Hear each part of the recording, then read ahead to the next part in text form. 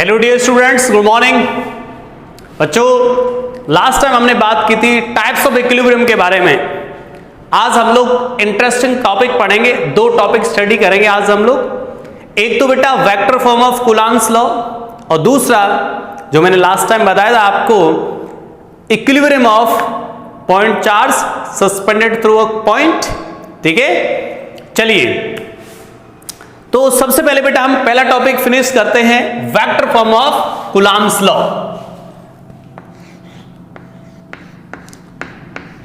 Vector forms of Coulomb's law. Coulomb's law, vector form of Coulomb's law in terms of position vector, in terms of position vector। Clear?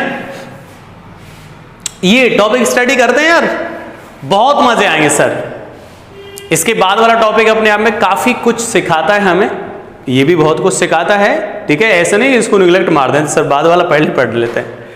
चलिए भाई, मजे करेंगे यार इसमें। तो बच्चों ये इसमें वेक्टर फॉर्म में क्या है, डरना नहीं है, इसमें है कुछ नहीं, कोई खास बात नहीं है। ठीक है, जैसे 12th में स्टूडेंट डल जाते हैं कि अरे यार ये क्या है वेक्टर फॉर्म। चलिए देखिए ध्यान से बच्चों, एक इस तरीके से हम लोग कोऑर्डिनेट सिस्टम में यहां पे ड्रॉ कर ले रहा हूं बेटा। This is y axis and this is x axis. एक चार्ज रखा है बच्चों यहां पर और एक चार्ज रखा है बेटा यहां पर। ठीक है, एक चार्ज यहां, इसका पोजीशन वेक्टर r1, यहां पर चार्ज है q1। एक चार्ज है बच्चों यहां पर, इसका पोजीशन वेक्टर बेटा r2 position vector. Clear? Charge है बच्चों यहां पर q2। अब क्या होता है कि इनके बीच में जो फोर्स लगता है ऐसे, ये अब देखो यहां पर होगा क्या बेटा, रियलिटी में ये दोनों लाइक चार्ज हैं तो सर लाइक चार्ज तो रिपेल करेंगे, अनलाइक है तो अट्रैक्ट करेंगे। फिलहाल मान रहे हैं सर हम लोग कैसे हैं, अनलाइक चार्जेस हैं, तो बेटा ये line joining of charges, line joining of charges. यहां पर एक फोर्स लगेगा, इसका नाम क्या होगा, फोर्स ऑन 2 ड्यू टू 1। सही है, ये नेमिंग अरे कोई खास बात नहीं है, यूपीएससी नेमिंग नहीं है तो परेशान हो जाओ। फोर्स ऑन 1 ड्यू टू 2, कौन सी दिक्कत आ गई भाई, समझ लो नाम क्या है बेटा, ये फोर्स ऑन 2। तो हम लोग लिख देते हैं यहां पे, मतलब भी लिख देता हूं बेटा मैं यहां पर, फोर्स 1 2 का क्या मतलब है, तो क्या लिख सकते हैं हम लोग, force on first due to second. Clear? Force 2 1 की वैल्यू का मतलब क्या है, force on second due to first. नाम है बेटा ये, समझ रहे हो क्या है बच्चों, ये force on 2 due to 1, force on 1 due to 2। Clear? नाम है यार, इसमें कहीं दिक्कत नहीं है। ठीक है, चलिए अब बेटा ये जो फोर्स होते हैं हमेशा force on 1 due to 2 is equal to minus of F21। बच्चा ये फोर्स हमेशा कैसे होंगे बताओ, always equal in magnitude and opposite in direction. Always sir ऐसा कभी गलत तो नहीं होगा, कभी नहीं, हमेशा। कैसे? इनकी मैग्नीट्यूड सेम और डायरेक्शन हमेशा अपोजिट। क्लियर? ये इधर है तो ये इधर है, ये इधर है तो इधर है, अपोजिट। क्लियर? तो दिस कंडीशन फुलफिल हमेशा, ये कंडीशन हमेशा फुलफिल होगी बेटा। चलिए अब हम लिख देते हैं सर, फोर्स हम किसी चार्ज पे लिखें तो कैसे लिखेंगे, तो बेटा अगर मैं यहां पे लिखूं force on 1, force on first due to second, first पर फोर्स लिख रहे हैं सेकंड की वजह से, तो क्या लिखेंगे बेटा हम लोग यहां पर, चलिए देखिए, फोर्स ऑन 1 ड्यू टू 2, ध्यान से समझना बेटा क्या लिखेंगे हम लोग, अच्छे से समझना। 1 पर फोर्स लिखना चाह रहे हैं 2 की वजह से, यानी इस चार्ज पार्टिकल पे इसकी वजह से, तो इसका डिस्टेंस देखना पड़ेगा पहले। This is position vector r. बेटा ये किसका पोजीशन वेक्टर है? 1 का। देखो ध्यान से समझो बच्चा, 1 कितनी दूर है यहां से, r distance, r vector assume कर लिया कि 1 का डिस्टेंस यहां से कितना है, आर, तो इसको वेक्टर में देखें तो क्या हो जाएगा, आर वेक्टर। तो हम क्या लिख रहे हैं बेटा, force on first due to second, second की वजह से, इसकी वजह से इस पे फोर्स लिख रहे हैं, तो क्या आएगा बेटा, के, कितना आ जाएगा, के Q1 Q2। अब ध्यान से बच्चों, ये डिस्टेंस स्क्वायर और आर कैप, देखो क्या लिखा है मैंने, ध्यान समझो बच्चा। मैंने लिखा है सर 1 पर फोर्स 2 की वजह से, यानी इस चार्ज पर बेटा फोर्स कितना आएगा, इसकी वजह से। तो हम क्या करते हैं रियलिटी में, इसकी वजह से फोर्स देखना चाहते हैं हम लोग इस पर, तो हम क्या करेंगे, यहां से इसका पोजीशन वेक्टर ड्रॉ कर देंगे। इसकी वजह से इस पे देखना चाह रहे हैं तो यहां से हम इसका पोजीशन वेक्टर ड्रॉ कर देंगे। बच्चों इसको बोलते हैं हम लोग सोर्स चार्जेस, इसको बोलते हैं टारगेट चार्जेस। क्यों? इस पर हम फोर्स लिखना चाह रहे हैं, हमारा टारगेट है, इस पर फोर्स लिखना चाह रहे हैं, इसकी वजह से लिखना चाह रहे हैं, दैट इज सोर्स। तो हम लोग जो पोजीशन वेक्टर ड्रॉ करते हैं, ध्यान से समझो बच्चों, वो सोर्स टू टारगेट ड्रॉ करते हैं। क्या? सोर्स टू टारगेट, जिस पे फोर्स लिखना चाह रहे हो, जिसकी वजह से लिखना चाह रहे हो बेटा, जिसकी वजह से लिखना चाह रहे हैं दैट इज सोर्स, और जिस पे लिखना चाह रहे हैं दैट इज टारगेट। जिस पे लिखना चाह रहे हैं इसी पर, तो दैट इज टारगेट। तो हमने क्या किया बेटा, ये फोर्स लिख दिया। तो इस फोर्स की डायरेक्शन, बेटा F12 डायरेक्शन देखो किधर होगी, इस आर वेक्टर के अलोंग। ध्यान समझो, दोबारा समझो बेटा, मैं क्या लिखना चाह रहा हूं, force on 1 due to 2। Sir हम इस चार्ज पार्टिकल पे फोर्स लिखना चाह रहे हैं, इसकी वजह से लिखना चाह रहे हैं, तो हम क्या करेंगे, यहां से एक पोजीशन वेक्टर ड्रॉ कर देंगे इस चार्ज पार्टिकल का। ड्रॉ कर दिया सर। तो अब देखो इस फोर्स की डायरेक्शन इस पोजीशन वेक्टर के अलोंग है या नहीं है? हाँ सर बिल्कुल है। तो मैंने इसलिए क्या लगा दिया, इस फोर्स की डायरेक्शन इस पोजीशन वेक्टर के अलोंग, आर कैप यूज कर दिया यहां पे। बोलो अंडरस्टैंड कर पा रहे हो भाई इसको? बच्चों समझ रहे हो भाई, इस फोर्स की डायरेक्शन बेटा इस आर वेक्टर के अलोंग है, तो इसलिए मैंने यहां पे क्या लगा दिया, आर कैप। बहुत सिंपल है, समझ रहे हो? सर अब इस वेक्टर को इसको कन्वर्ट कर सकते हो? हाँ बिल्कुल, के Q1 Q2 divided by r square. R cap को बेटा मैं क्या लिख सकता हूं, आर वेक्टर अपॉन आर, ऐसे भी तो लिख सकते हम लोग वेक्टर से। तो यहां पर क्या आएगा finally, force on 1 due to 2 कितना आ जाएगा बच्चों, K times Q1 Q2 divided by r cube r vector. सही है? ये आर वेक्टर क्या रिप्रेजेंट कर रहा है बच्चा, आर वेक्टर क्या रिप्रेजेंट कर रहा है, पोजीशन वेक्टर। सोर्स टू, ऐसा लिख दो, source to target charge. R vector कैसे ड्रॉ करो बेटा, source to target charge. Clear है? Source to target charge. Okay, ये आर वेक्टर हमेशा सोर्स टू टारगेट जो चार्ज है उसकी तरफ ड्रॉ किया जाएगा। ठीक है? अगर हम लोग बेटा वेक्टर डायग्राम से देखें तो हमें क्या नजर आ रहा है, देखो लास्ट में from vector diagram, from diagram क्या नजर आ रहा है बच्चों, देखो ध्यान से, डायग्राम से देखेंगे हम लोग तो क्या नजर आ रहा है, देखो ये R2 vector plus R vector equal to R1 vector. अरे बेटा ये वाला वेक्टर और ये वाला वेक्टर हेड टू टेल है यहां पर। देखो ये वेक्टर और ये वेक्टर कैसे हेड टू टेल, तो लॉ ऑफ ट्राइंगल क्या है भाई, R2 vector plus R vector is equal to R1 vector.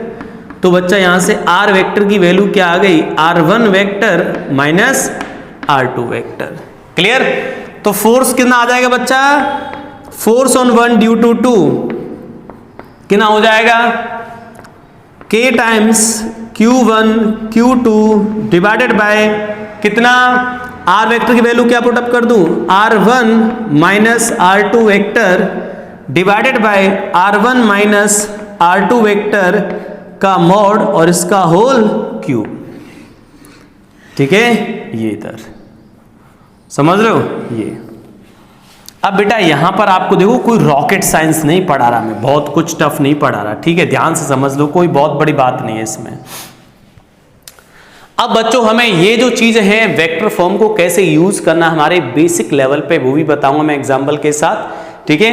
अभी हम कुछ चीजों को समझ लें। सबसे पहले तो बेटा ये, ठीक है, ये दोनों फोर्स हमेशा आपस में कैसे होंगे, इक्वल एंड अपोजिट। मैग्नीट्यूड हमेशा इनका इक्वल रहेगा और डायरेक्शन हमेशा अपोजिट रहेगी, ठीक है।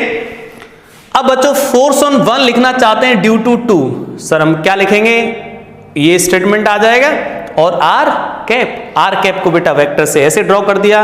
अभी जो आर वेक्टर का ध्यान रखना आपको, आर वेक्टर हमें कैसे ड्रॉ करना है, सोर्स टू टारगेट, सही है। तो सर हमारा यहां क्या था, Q2 सोर्स था, Q2 क्या बेटा सोर्स, फिलहाल मैं यहां क्या लिख दे रहा हूं इसके अकॉर्डिंग, और ये क्या है टारगेट। सर क्या ये सोर्स और ये टारगेट बन सकता है भाई, जब हम 1 की वजह से 2 पे लिखेंगे तो क्या हो जाए बेटा, 2 टारगेट हो जाए, ये सोर्स हो जाएगा। अभी मैंने क्या लिखा है, इसकी वजह से इस पर बेटा that is source and this is target. तो आर वेक्टर कैसे ड्रॉ किया जाएगा, हमेशा सोर्स टू टारगेट।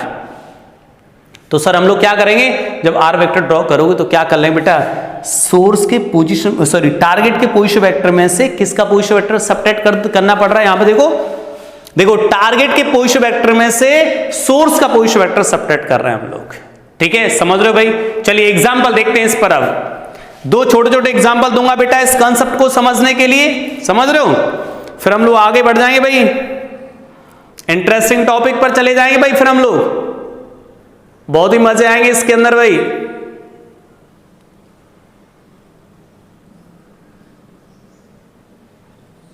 चलिए इसको हटा देते हैं यार, इसको हटा देते हैं, इंपॉर्टेंट चीज। अब एग्जांपल समझाऊंगा, घबराना मत, बहुत इजी चीज है बेटा। 2 चार्जेस के बीच में फोर्स हमेशा कैसा रहेगा, equal and opposite in direction, चाहे चार्जेस के नेचर कैसे भी हों। पोजीशन वेक्टर कैसे ड्रॉ करोगे, सोर्स टू टारगेट के पोजीशन वेक्टर में से सोर्स का पोजीशन वेक्टर सबट्रैक्ट कर दो।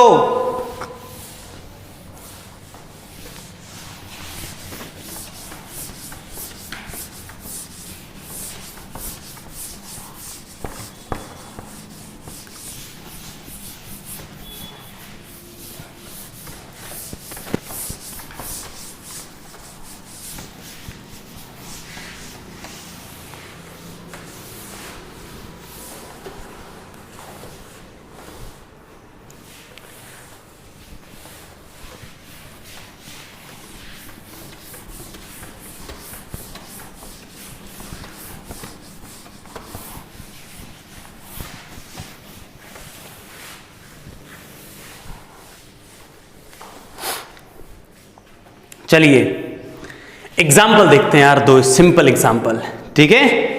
एग्जाम्पल देखते हैं बच्चों, बहुत ही सिंपल यार, ठीक है। चलिए देख लेते हैं यार, कोई चार्ज रख देते हैं कहीं पर एक पोजीशन वेक्टर पर, ठीक है।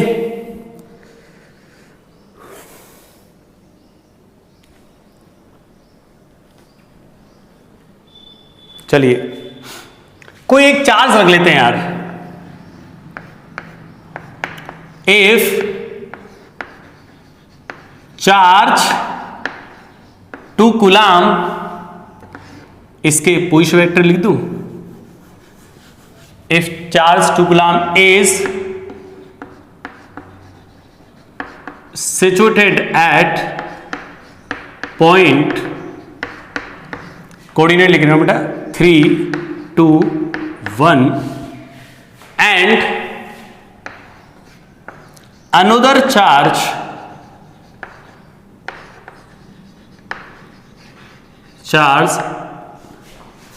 -4 coulomb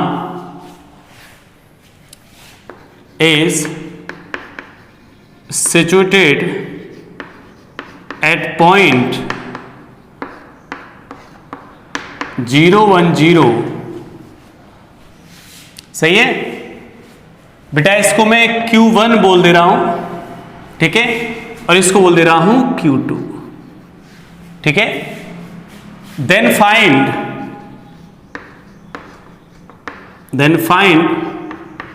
force on Q1 due to Q2, ठीक है।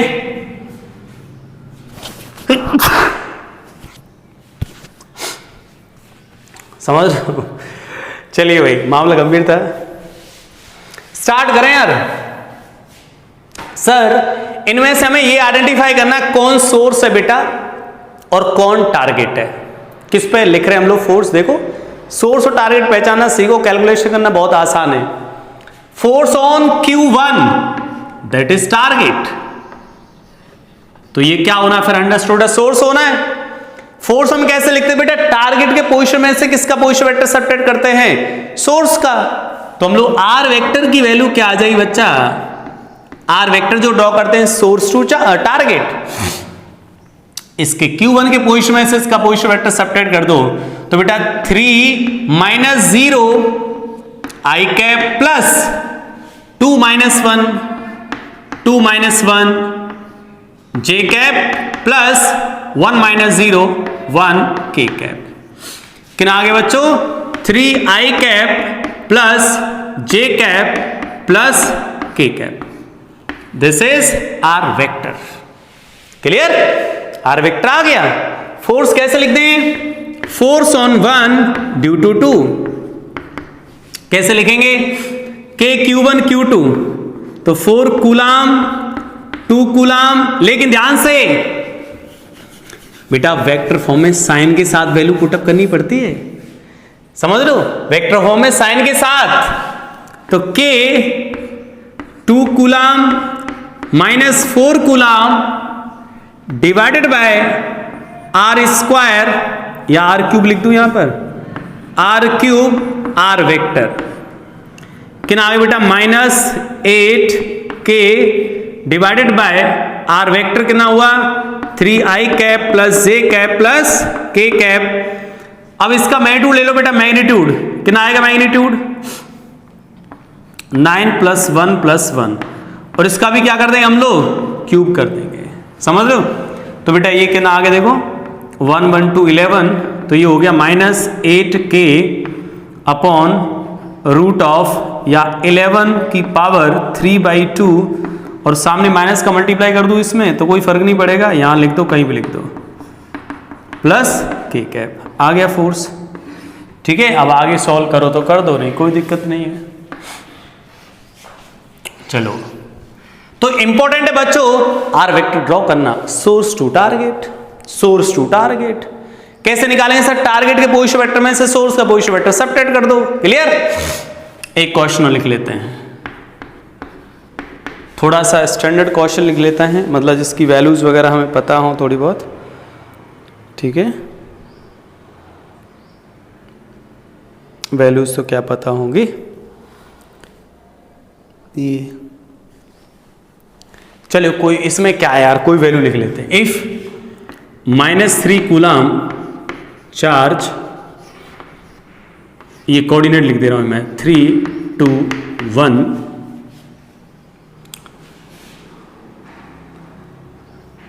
-3 coulomb charge is situated at 3 to 1 and another charge -6 coulomb is situated at 0 1 2, then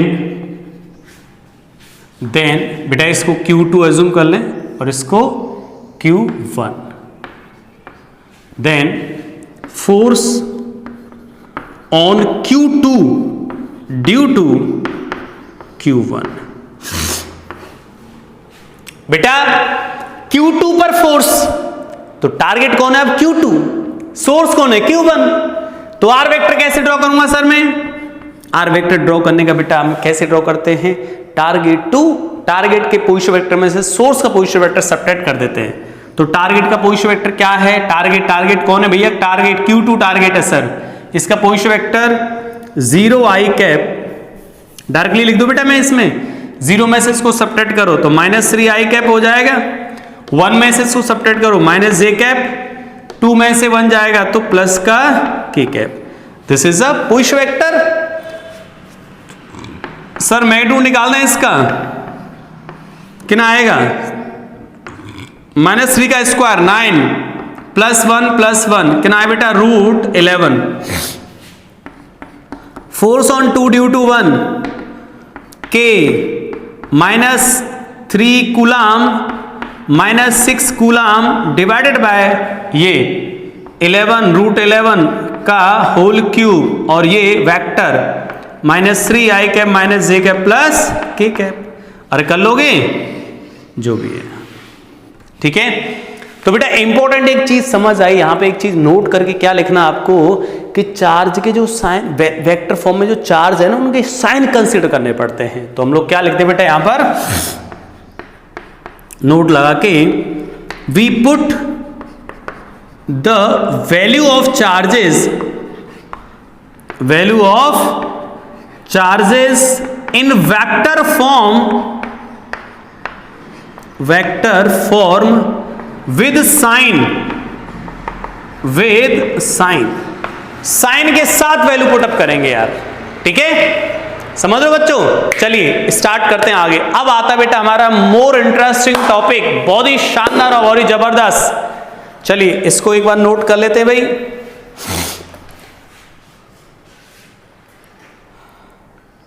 इसको बच्चों एक बार नोट कर लेते हैं यार।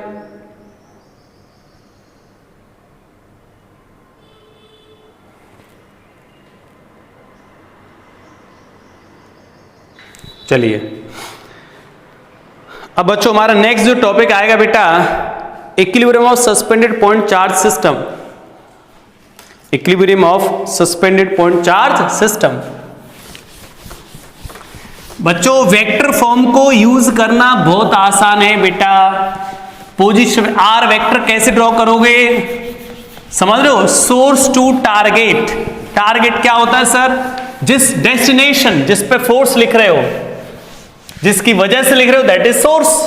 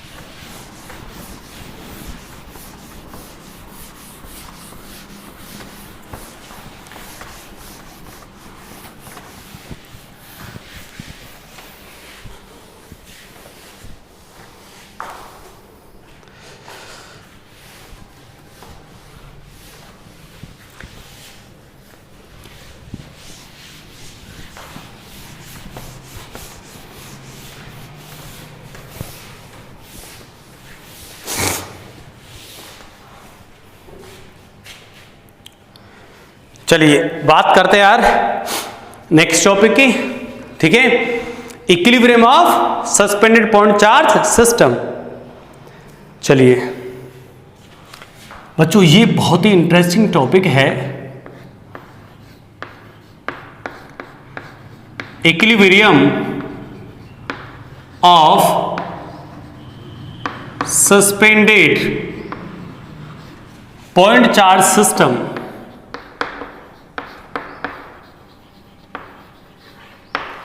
Point charge system, okay.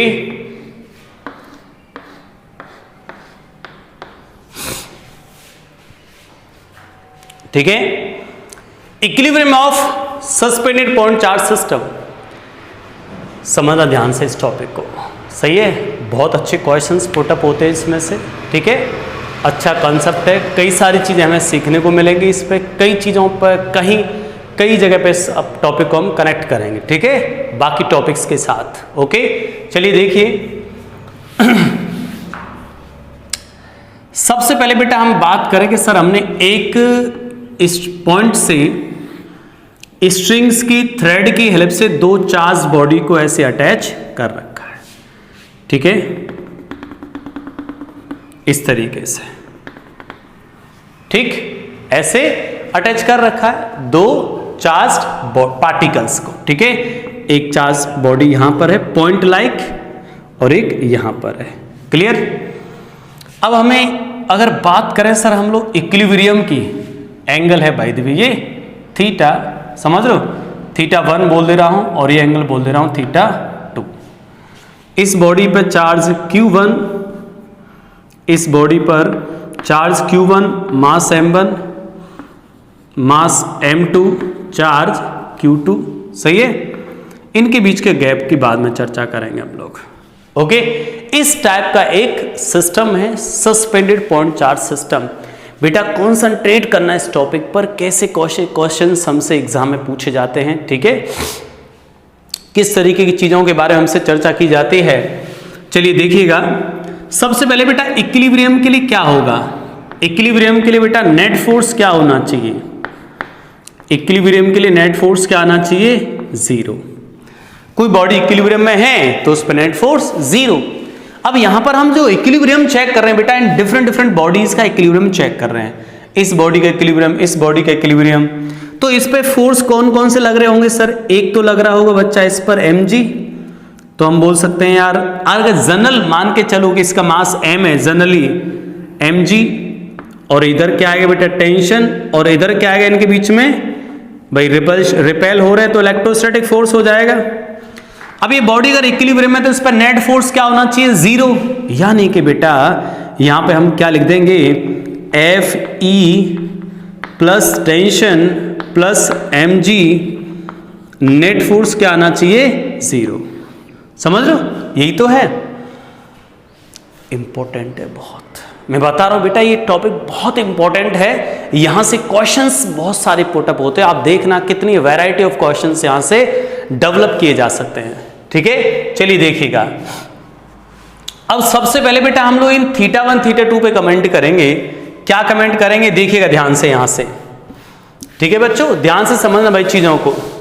Start करते पर लोग कि सर थीटा 1 थीटा 2 के बारे में क्या कमेंट कर सकते हैं, तो कुछ सिचुएशन सब मैं यहां पर ड्रॉ कर रहा हूं। क्या, पहली situation, if Q1 is equal to Q2 and M1 is equal to M2 also.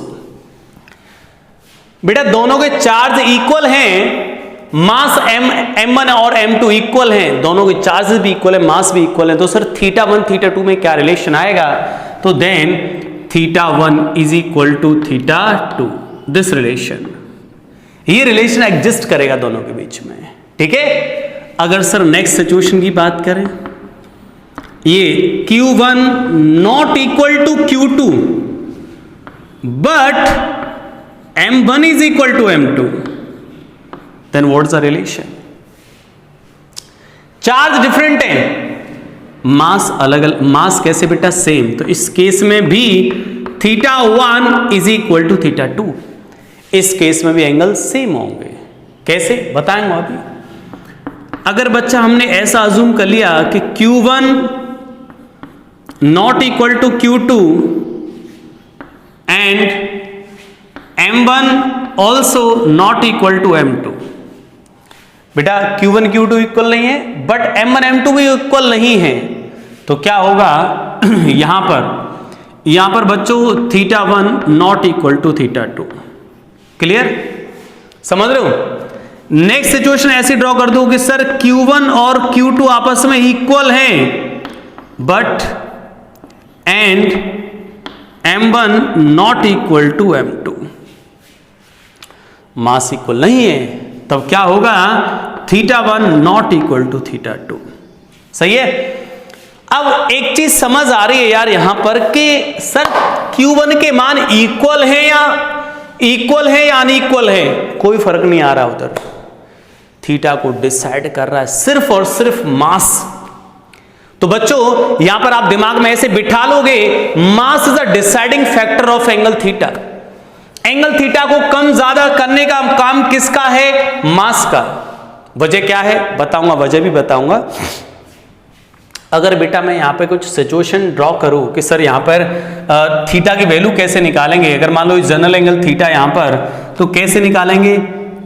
Body इस तरीके से है बेटा, ये इधर बॉडी, एंगल क्या है? ये थीटा। mg कहां लग रहा है? डाउनवर्ड। टेंशन फोर्स इधर T, इलेक्ट्रोस्टैटिक फोर्स इधर Fe। अगर बच्चों मैं यहां से बात करूं सर ये एंगल थीटा आएगा तो इक्विलिब्रियम में तो T cos थीटा, और ये क्या आएगा बेटा? T sin theta. Net force क्या होना चाहिए इस पर? 0 फॉर इक्विलिब्रियम। तो बच्चा क्या लिखेंगे हम लोग? T sin theta is equal to बेटा T sin theta equal to electrostatic force, okay. T cos theta is equal to mg। Divide कर दो, रिलेशन में रिलेशन 2 का डिवाइड कर दो बेटा, tan थीटा कितना आ जाएगा? Electrostatic force divided by mg, यानी कि जो थीटा है बच्चा electrostatic force divided by mg। समझ रहे हो यार? ये आया थीटा। यानी कि बच्चा ये tan थीटा की वैल्यू की बात करें तो tan थीटा के देखो, tan theta is equal to क्या आ रहा है? F electrostatic force divided by mg which is equal to tan theta. अब सर एक चीज बताओ कि जो tan थीटा है, जो थीटा वो मास पे डिपेंड कर रहा है, चार्ज पे डिपेंड नहीं कर रहा बेटा। इसलिए डिपेंड नहीं कर रहा कि चाहे चार्ज डिफरेंट हो, इक्वल हो, ये फोर्स हो हमेशा कैसा रहेगा? दोनों के जो फोर्स कैसा रहेगा? फोर्स एक चार्ज पर डिपेंड नहीं करता, फोर्स दोनों चार्ज पर डिपेंड करता है। फोर्स की जो वैल्यू वो कहां पर डिपेंड करेगी? दोनों चार्जेस पर, ठीक है।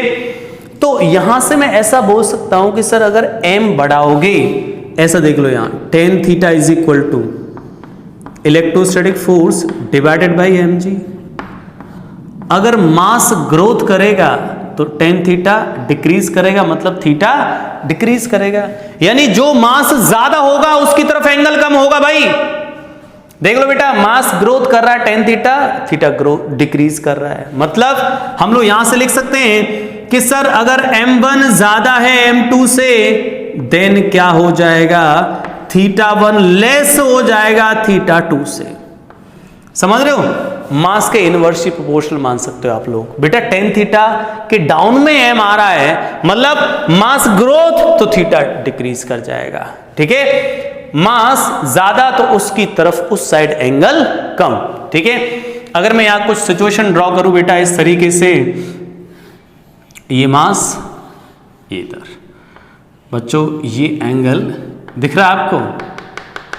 ये θ1 और ये θ2।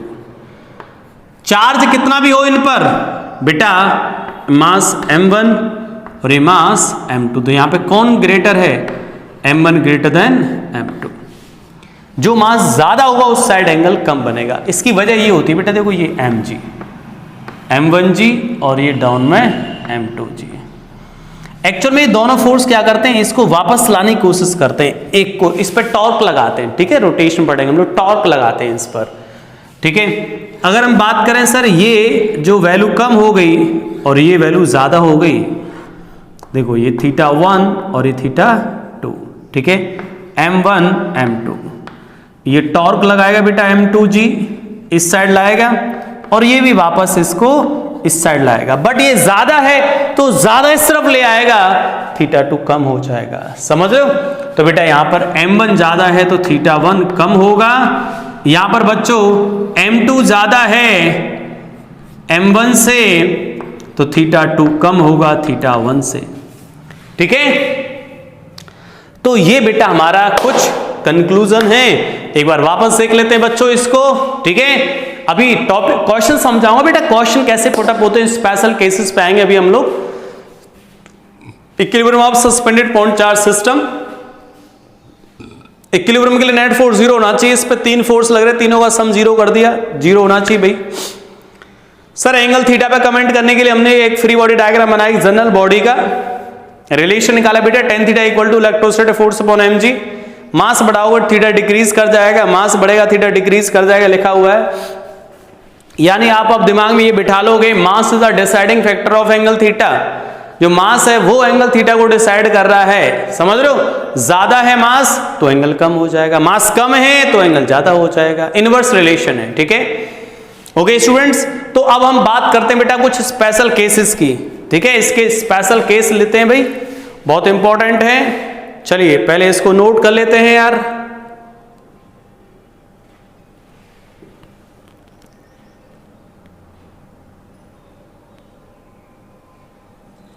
चलिए स्टार्ट करते हैं भाई।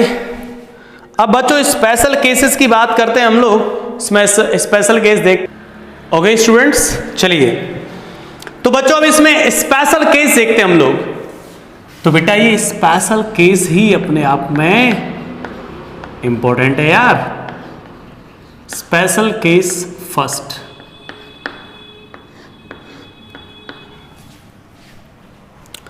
बेटा अभी ये जो हमने जो पॉइंट चार्ज सिस्टम देखा एयर में, अर्थ पर, ठीक है, इसी पॉइंट चार्ज सिस्टम को मून पे ले जाएं सर तो क्या होगा, ठीक है।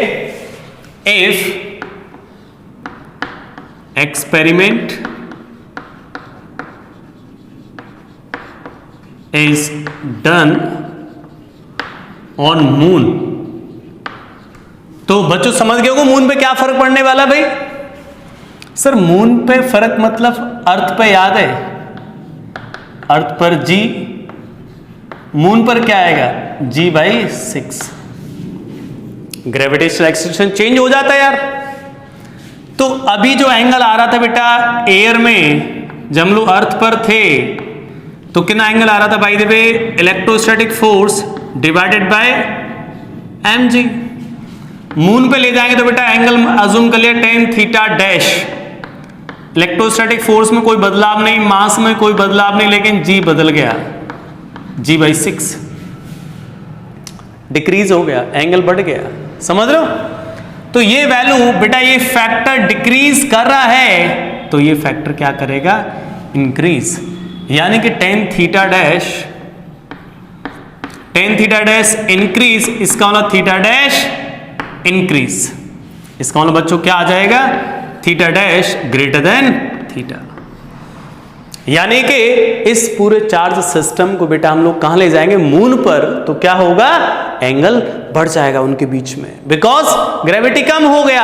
अरे ग्रेविटी तो इनको वापस ला रहा था, अब ग्रेविटी को कम कर दिया, ओहो दूर चले गए, समझ रहे हो। अब एक ऐसी जगह ले लेते हैं बेटा gravity free space. Next special point बेटा सेकेंड, इफ जो सेकंड पॉइंट की बात करूं कि सर हम लोग ग्रेविटी फ्री स्पेस में ले जाते हैं इसको, ग्रेविटी फ्री स्पेस में क्या हो जाएगा भाई, सर ग्रेविटी फ्री स्पेस में ले जाएं,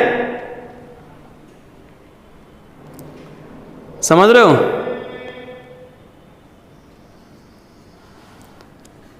चलिए if experiment is done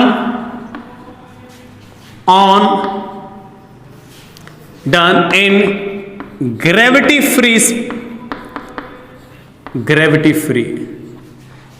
free मतलब बेटा G0 weightless condition,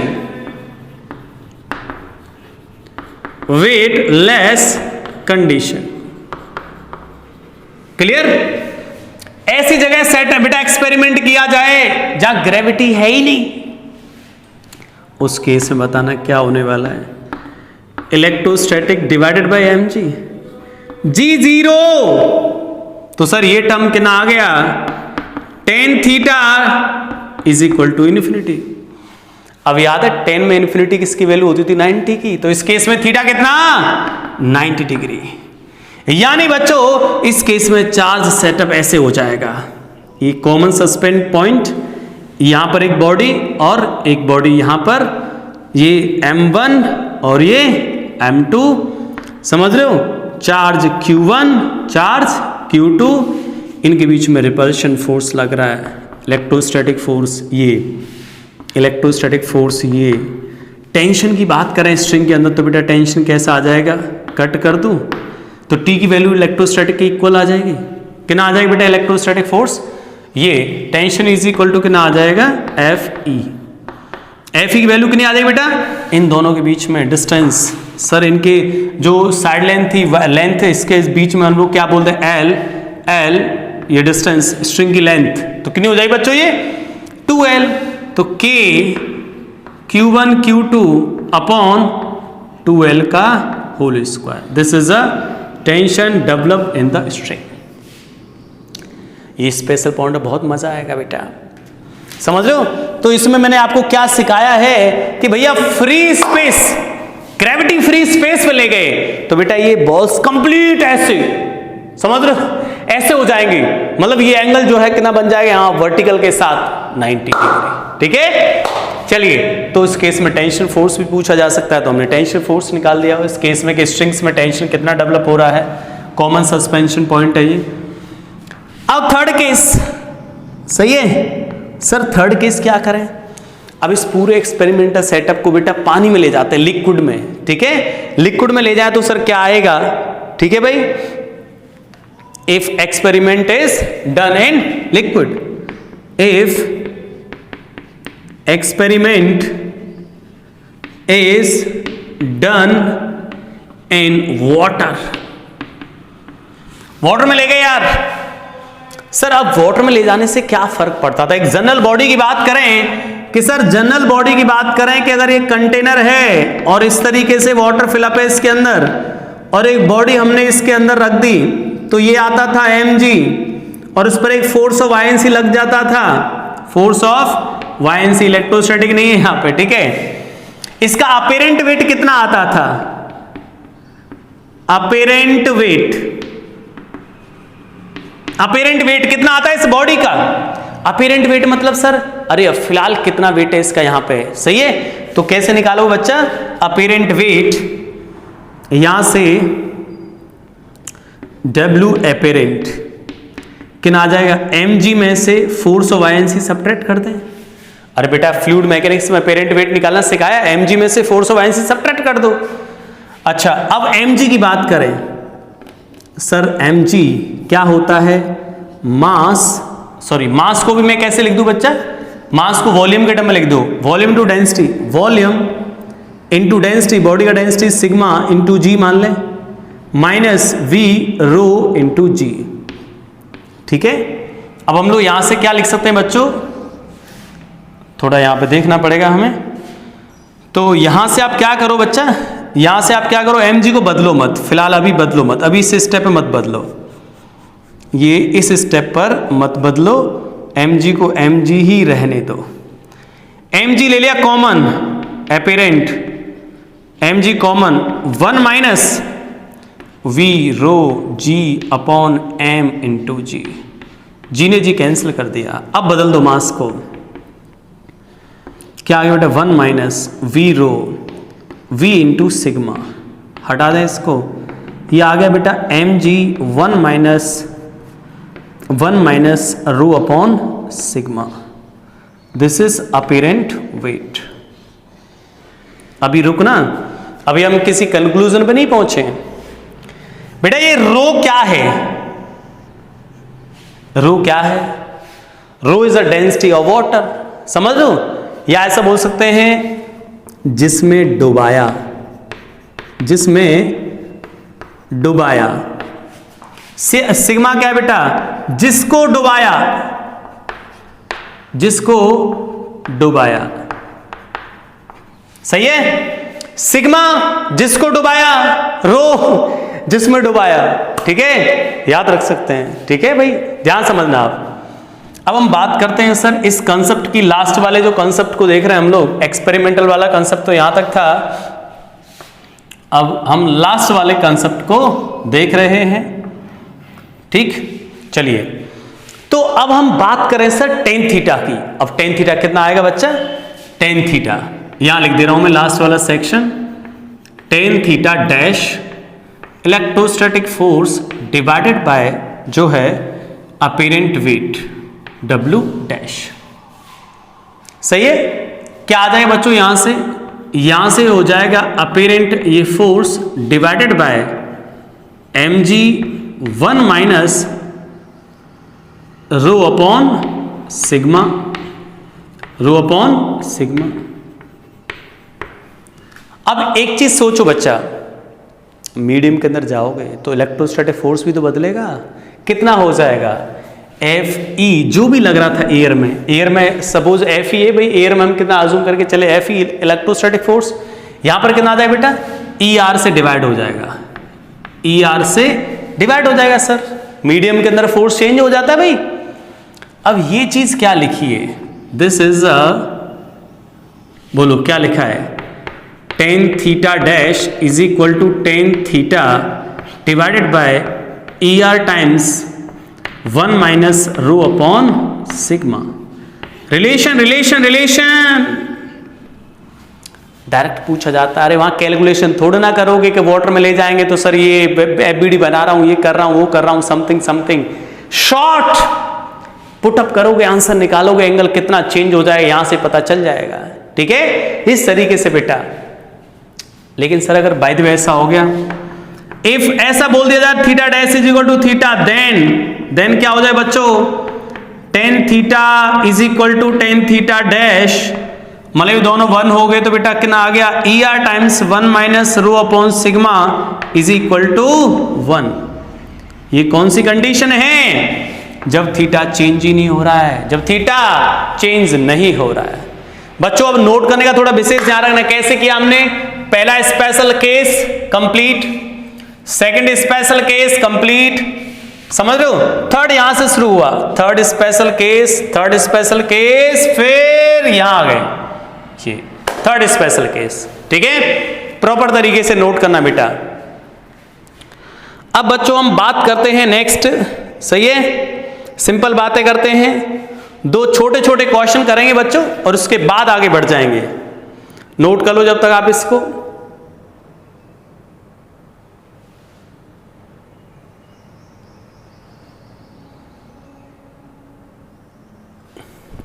चलिए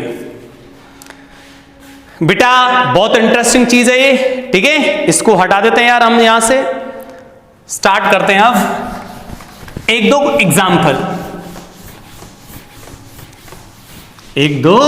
एग्जाम्पल स्टार्ट करते हैं यार। छोटे छोटे दो एग्जाम्पल देखेंगे बेटा।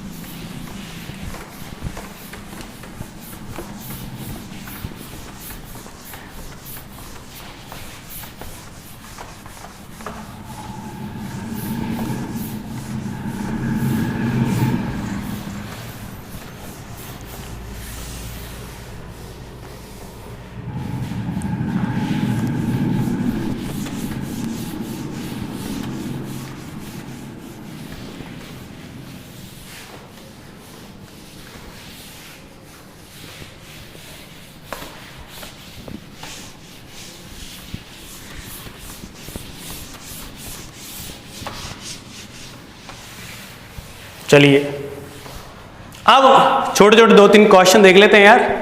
ठीक है, क्वेश्चन समझ लेते हैं ऐसे नॉर्मल, इस सस्पेंशन पॉइंट पर ही बेस्ड। ठीक है, चलिए बात करते हैं यार छोटे क्वेश्चन की, सिंपल क्वेश्चन बिल्कुल।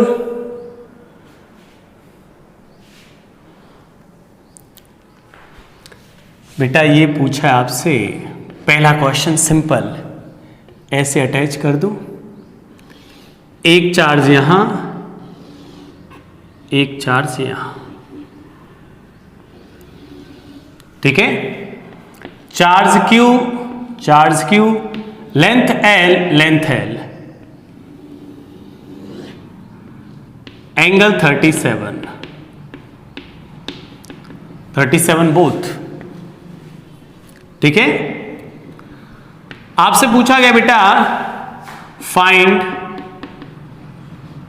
Tension and masses of bodies। और आपको एंगल सेम दिख रहा है तो ये भी पता चल गया होगा मास सेम होने वाले हैं। ठीक है, चलिए सॉल्व कर देते हैं यार। तो बच्चों सॉल्व करने के लिए क्या करेंगे हम लोग, किसी एक पर इक्विलिब्रियम देख लें यार। इस पूरे चार्ज सिस्टम को कैसे देख सकते हैं बेटा, ये इस तरफ, यहां ऐसे, इधर फोर्स लग जाए बेटा इलेक्ट्रोस्टैटिक, इस तरीके से एंगल थीटा है, यहां पर इनको कॉमन पॉइंट अटैच कर दिया। बच्चों ये साइड L थी, एंगल 37, तो सामने वाली साइड क्या आएगी बच्चा, L sin 37, और sin 37 की वैल्यू 3/5। थोड़ा जल्दी कर दें यार बेटा, ये एंगल 37, ये L, तो सामने वाली साइड क्या हो जाती है, फास्ट कैलकुलेशन के लिए बेटा क्या बताया था मैंने, ये साइड जितनी है उसके सामने L sin 37, और sin 37 कितना आ गया 3/5। तो बच्चों इक्विलिब्रियम में सर इसका IBD बनाए तो क्या आएगा, यहां पर इधर इस तरफ क्या आएगा, टेंशन फोर्स, mg कहां पर आ जाएगा, डाउनवर्ड। अब बेटा हम क्या करें, टेंशन को रिजॉल्व कर देते हैं, एंगल थीटा तो 37 ही आ जाएगा, तो t cos 37, और ये कितना आएगा बेटा, t sin 37। बोलो क्लियर है यार, समझ रहे हो। क्या करेंगे बच्चों, अब देखो ये इलेक्ट्रोस्टैटिक फोर्स किसके इक्वल कर दोगे सर, इलेक्ट्रोस्टैटिक फोर्स हो T sin 37, सही है, और बच्चा mg किसके इक्वल कर दोगे, T cos 37, ये हो गया। ठीक है, अगर हम लोग डिवाइड करते दोनों को तो m की वैल्यू निकल आएगी, स्क्वायर करके ऐड कर दें तो टेंशन की वैल्यू निकल आएगी। बोलो क्लियर है, यहां तक कर लोगे क्या बच्चा, डिवाइड कर दो बेटा, electrostatic divided by mg is equal to sin 37 cos 37, क्या बन जाएगा बेटा, ये tan 37। अब मैं आगे सॉल्व नहीं करा रहा हूं बेटा, tan 37 की वैल्यू 3/4 पुटअप कर दोगे। इलेक्ट्रोस्टैटिक फोर्स हमें पता है कितना, चार्ज q, साइड लेंथ मैंने आपको बता दी, ये भी कितनी हो जाएगी, साइड उतनी हो जाएगी L इंटू 3/5। तो इलेक्ट्रोस्टैटिक फोर्स के लिए क्या लिखो बेटा, दोनों चार्ज के बीच में गैप आ जाएगा इतना। ठीक है, तो क्या लिख देंगे भाई, electrostatic force K Q square upon ये कितना हो गया 3L/5, 6L/5 का whole square, this is electrostatic force mg, और ये 3/4। अरे कर दोगे सॉल्व यहां से। ठीक है, और दोनों को डिवाइड कर दें बेटा, क्या निकल के आ जाएगा, टेंशन फोर्स। क्लियर है, अरे समझ रहे हो, दोनों को स्क्वायर करके ऐड कर दो, सॉरी स्क्वायर करके ऐड कर दो बेटा, टेंशन निकल के आ जाएगा। तो टेंशन कितना आ जाएगा बच्चा, टेंशन सॉल्व करोगे तो mg प्लस इलेक्ट्रोस्टैटिक फोर्स, ये आ जाएगा टेंशन। बोलो क्लियर है, इस तरीके से। अब बेटा मैं आगे नेक्स्ट क्वेश्चन पे चलता हूं। अब इसी टाइप से हम क्वेश्चंस निकालते रहेंगे। अब कभी कभार हमें क्या दे देगा बेटा, अब हमें इस टाइप के क्वेश्चन को सॉल्व करने के लिए क्या करना है, सबसे पहले हमने फ्री बॉडी डायग्राम बनाया और आंसर इस तरीके से फोर्सेस बैलेंस करके जो भी चीज पूछी जाए वहां पे हम लोग निकाल सकते हैं। अब कई बार क्या करेगा, इनकी वैल्यूज मतलब मान लो मासेस बदल दिए, अलग अलग कर दिए, तो समझ रहे हो कोई दिक्कत नहीं, वैल्यू डिस्टेंस चेंज हो जाएगी इनके बीच में, इलेक्ट्रोस्टैटिक फोर्स लिख दोगे, बहुत ही सिंपल है। ठीक है, चलिए अब बेटा मैं एक लास्ट क्वेश्चन लिख रहा हूं आज के लिए। उस लास्ट क्वेश्चन के 2 सेक्शन में वो क्वेश्चन है, ठीक है, नहीं 2 सेक्शन के अंदर हम लोग क्वेश्चन पढ़ेंगे भाई। ठीक, कर लोगे ना यार इसको तो तुम लोग। अब क्या क्वेश्चन दे सकता हूं इसमें, तुम कर लोगे सारे क्वेश्चंस को, तो छोटे छोटे क्वेश्चंस को कर लोगे यार। ठीक है, अब कुछ क्वेश्चन मैं तुम्हारे लिए छाप दे रहा हूं यहां पे, ठीक है, ट्राई कर लेना घर पे आराम से। क्या बच्चों, एक इस तरीके का डायग्राम है, ठीक है, दोनों के मास आइडेंटिकल हैं, ये वैल्यू दे रखी है हमें 30 डिग्री, 1 मीटर, एंगल तो सेम ही होगा, ये इलेक्ट्रोस्टैटिक फोर्स लग जाएगा। आपको बताना बेटा यहां पर चार्ज है 10 कूलाम, 10 माइक्रो कूलाम लिख दो, और ये 10 micro coulomb also value of M and tension. ठीक है, और भी क्वेश्चन देख सकते हैं बच्चों। एक ये सिस्टम है, एक इस सिस्टम ये है, समझ आ गया? ये इधर आ रहे एक दूसरे की तरफ, तो क्या होने वाला है? Angle 60 degree, angle 60 degree -10 microcoulomb 20 microcoulomb plus का मास दोनों के सेम है, एंगल सेम है तो मास सेम है भैया, और ये 1 मीटर। ठीक है, कर लोगे भाई? ये गैप दिया बेटा आपको 4 मीटर। वही बताना आपको, मास एंड टेंशन फोर्स दोनों स्ट्रिंग के अंदर। कर लोगे बेटा? इजी है भाई, गैप पता चल गया इनके बीच में, चार्जेस पता है। अब एक का किसी का फ्री बॉडी डायग्राम बना लो बेटा, mg इधर लग जाए, टेंशन इधर, और t को डिवाइड करके। अरे कर पाओगे इतना? ठीक है, चलिए बेटा, इसके बाद एक लास्ट सेक्शन है, ठीक है, मैं इसको बता रहा हूं। एक लास्ट क्वेश्चन है जो कि आप सबके लिए बेटा बहुत इंपॉर्टेंट है, लास्ट क्वेश्चन। ठीक है, लास्ट क्वेश्चन अपने आप में बहुत इंपॉर्टेंट है भाई, देखेंगे ध्यान से।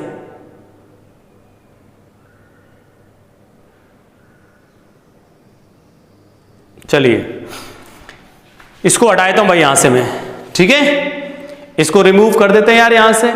ओके डियर स्टूडेंट्स, तो इस बेटा आज के लेक्चर का जो लास्ट क्वेश्चन मैं अभी आपको सिखा रहा हूं, बहुत इंपॉर्टेंट क्वेश्चन है, बहुत इंपॉर्टेंट कंसेप्ट है, बहुत अच्छा क्वेश्चन है। ठीक है, लास्ट क्वेश्चन है, 2 सेगमेंट में इसको स्टडी करेंगे, देखिएगा ध्यान से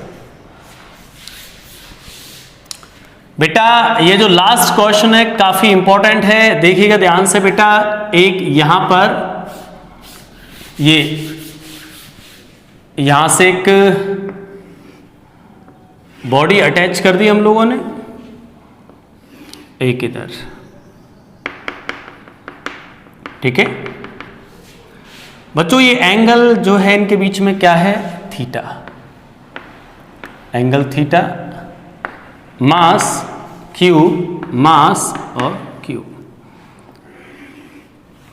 ठीक, हमें यह बोला जा रहा है कि sir if first part theta is very small, theta is very small, then dependency of charge Q, dependency of charge Q on separation between charged bodies, separation मान लेते हैं x। ठीक है, इनके बीच का जो सेपरेशन वो कितना बेटा? x है। इस पर डिपेंडेंसी बतानी है, चार्ज Q की क्या डिपेंडेंसी है। सेकंड पार्ट है बेटा इसका, if charge Q starts leaking with constant rate dq by dt constant, then relative speed of bodies depends on x। कैसे डिपेंड करते हैं स्पीड x पर? ठीक है, चलिए यार सॉल्व करना स्टार्ट करते हैं। सबसे पहले वाले पार्ट में क्या पूछा बच्चों कि अगर थीटा वेरी स्मॉल है तो इस केस में Q की डिपेंडेंसी बताओ x पर क्या होगी? सर इक्विलिब्रियम में सिस्टम, यस इक्विलिब्रियम में ये सिस्टम। ओके, इक्विलिब्रियम में सिस्टम। तो बच्चों हम सबसे पहले क्या करते हैं? फ्री बॉडी डायग्राम बनाते भाई, फ्री बॉडी डायग्राम बनाते भाई इसका इस तरीके से, एंगल थीटा क्या करेंगे बताओ? सबसे पहले mg डाउनवर्ड, टेंशन इस तरफ, इलेक्ट्रोस्टैटिक फोर्स इस तरफ, सर दूसरे वाले बॉडी क्यों नहीं बनाया? अरे कहाँ जरूरत है उसकी, समझ लो, इलेक्ट्रोस्टैटिक फोर्स लगा दिया। अरे फोर्स उसकी वैसे ही लग रहा है, वो बॉडी यहाँ पे है, बस मेरे लो खून मत पियो, शांति से दे, समझ लो, ठीक है, बना दिया। अब बच्चों हम क्या करें सर, इक्विलिब्रियम पे तो नेट फोर्स 0, तो क्या आएगा, टी कोस थीटा और टी साइन थीटा। बच्चों टी साइन थीटा किसके इक्वल आ जाएगा, T sine theta is equal to electrostatic force. कितना आएगा sir electrostatic force, K Q square upon X square. भाई K Q square upon X square आ जाएगा। और बच्चों T cos theta is equal to sir M G, tan theta is equal to कितना है diagram से, K Q square upon X square into M G. ठीक है, अब इसमें एंगल दिया गया बेटा बहुत स्मॉल, तो टेन थीटा को साइन थीटा भी मान सकते हैं। एंगल स्मॉल के केस में साइन थीटा, अजम्पशन काम आएंगे, अब साइन थीटा मान सकते हैं अप्रोक्सीमेटली टेन थीटा को। और साइन थीटा की वैल्यू बताऊं तो यहां से कितनी आएगी बेटा, ये कंप्लीट एक्स है तो हाफ कितना आ जाएगा x/2, और ये साइड लेंथ कितना आ गया, कितना हो जाएगा ये x/2l। x/2l कैसे बेटा, x/2 डिवाइड बाई l, और सामने के Q square upon X square mg। ठीक है बेटा, सब कुछ कांस्टेंट है, क्यू की डिपेंडेंसी पूछ रहा था, तो क्यू कैसे आगे बताओ, क्यू कितना आगे बेटा, यहां से एक्स स्क्वायर क्यूब हो जाए तो Q square direct proportional to X cube. समझ लो, डिपेंडेंसी आ गई। यहां से Q direct proportional to X की पावर 3/2 भी लिख सकते हैं। ठीक है, तो ये डिपेंडेंसी आ चुकी है बेटा क्यू की एक्स पर। अब बोल रहा है कि सर जो क्यू है ना वो कांस्टेंट रेट से लीकेज कर रहा है, तो डिफरेंशिएट करते हैं यार, क्या आएगा बताओ। तो बच्चों यहां से डिफरेंशिएट करें इस रिलेशन का, तो क्या आएगा भाई सामने, differentiation with respect to time, with respect to time. Second part की बात कर रहे हैं, तो 2 times of Q D Q by D T को भी कांस्टेंट सी अज्यूम कर लिया, 3x square D X by D T. समझ रहे हो बेटा, ये D Q by D T क्या है, यहां पर D Q by D T constant, sorry zero नहीं है, कांस्टेंट रेट से, तो ये कोई कांस्टेंट है, क्या बेटा ये कोई कांस्टेंट, तो ये 2 टाइम्स ऑफ क्यू और ये कोई कांस्टेंट मान लिया k, इसको हम मान ले रहे हैं कांस्टेंट k। इलेक्ट्रोस्टैटिक कांस्टेंट नहीं है ये, कांस्टेंट k कोई भी, ये भी सर कांस्टेंट है, 3 भी कांस्टेंट है, एक्स स्क्वायर, और ये इनके बीच में relative speed v dx/dt, speed मतलब x के चेंज होने का रेट, स्पीड v। अब बच्चों q जो था, q किसके प्रोपोर्शनल था, देखना q ये रहा, समझ रहे हो, x की पावर 3/2 के प्रोपोर्शनल। तो यहां पे हम क्या लिख सकते हैं, ये कांस्टेंट को साइड करो पहले तो यार, q को लिख सकते हो आप लोग x की पावर 3/2, और ये सब 3c/2 और k, ये सब कांस्टेंट है, इनको मैंने मिला दिया, एक्स स्क्वायर और v। बेटा एक्स स्क्वायर को डाउन ले जाएं, समझ रहे हो, एक्स स्क्वायर को डाउन ले जाएंगे यहां पर, तो क्या बन जाएगा, देखो एक्स स्क्वायर को डाउन ले गए तो ऊपर ले जाए तो एक्स की पावर -1/2, तो किसके प्रोपोर्शनल आ जाए बेटा, स्पीड, जो स्पीड है वो किस पर डिपेंड कर रहा है, x पर, लेकिन कैसे डिपेंड कर रहा है बेटा, सामने दिख रहा है x की पावर -1/2 पर। ठीक है, तो बच्चों ये लास्ट क्वेश्चन काफी इंपॉर्टेंट था। ठीक है, एक बार वापस रिपीट कर दे रहा हूं बेटा, इक्विलिब्रियम में सिस्टम था, तो इक्विलिब्रियम पे बात आ जाती तो नेट फोर्स 0 दिखा देते हैं, बट यहां से थोड़ा सा ट्विस्ट ले लिया क्वेश्चन ने कि भाई टेन थीटा को हम क्या मान सकते हैं, साइन थीटा। बच्चे बोलते हैं सर टेन थीटा को टेन थीटा क्यों नहीं माना, इसलिए नहीं माना बेटा, टेन थीटा के इसमें फिर क्या हो जाता है, this side divided by this side, जो कि अननोन साइड है, तो हम लोग अननोन को क्यों इन्वॉल्व करें यहाँ पर, तो जो नोन वैल्यूज थी उनके टर्म में ही लिख दिया, तो टेन थीटा को हमने क्या मान लिया, अप्रोक्सीमेटली साइन थीटा, और sine theta value x/2 divided by l। तो यहाँ से हमें q की डिपेंडेंसी मिल चुकी है, और इसके बाद हमें v की डिपेंडेंसी मिल चुकी है x पर। ठीक है, ओके डियर स्टूडेंट्स, चलिए एंजॉय किया आपने काफी। नेक्स्ट क्लास में मिलते हैं नेक्स्ट टॉपिक के साथ। Okay, thank you for watching.